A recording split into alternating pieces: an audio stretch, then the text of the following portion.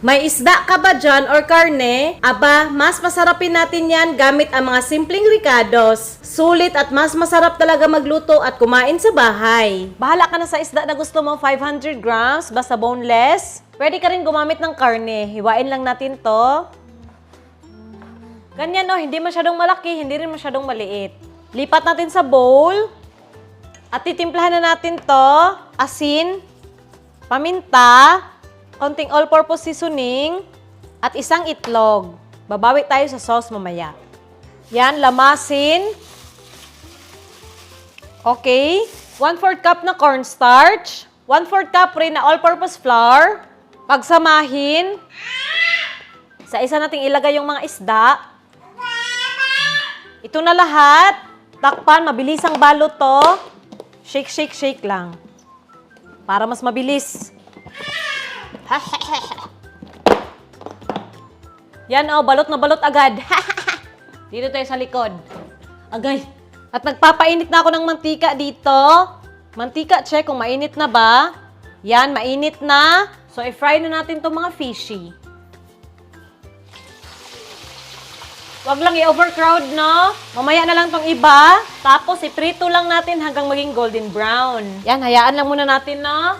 At yan, na golden brown na, oh. Hanguin na natin. Yan na lahat. Subukan ko nga. Masarap na, no? Pero gagawa natin ng sauce. Magsusukat ako ketchup, 1/3 cup. 2 kutsarang vinegar. 3 kutsarang brown sugar. 2 kutsarang oyster sauce. At kalahating tasa ng tubig. Paghaluin, okay na to. Itabi ko lang muna. Kawali, painitin. Yung mantika na prinituhan ko, maglalagay ako ng 2 kutsara. Yan. Mag-isa ng sibuyas. Yan, isabay na natin ang bawang. Mga tagi-1 kutsara lang. At itong sauce, nagawa natin. Paghaluin, hayaan muna natin kumulo. At ayan, kumukulo na oh. Since hindi pa naman tumalapot, palalaputin natin gamit ang 1 kutsarang cornstarch at 2 kutsarang tubig. Yan. Tapos, haluin. Yan, malapot na agad, oh. Maglalagay ako ng mga bell peppers, red, 1/4 cup puno. Green rin. Fresh pineapple, mas masarap, mga 1/2 cup. Paghaluin.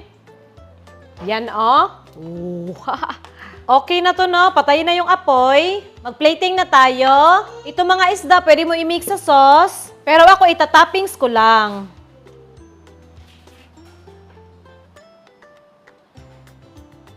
At ito na ang homemade sweet and sour fish. Di ba ang sarap tingnan? Kanin, oh. Kain, guys. Lunch namin to, eh. Yan, oh. Kain. Restaurant talaga ang level. Ang sarap. Simple lang naman, di ba, yung mga sangkap? Oh. Iba ang level ng sarap pag lutong bahay.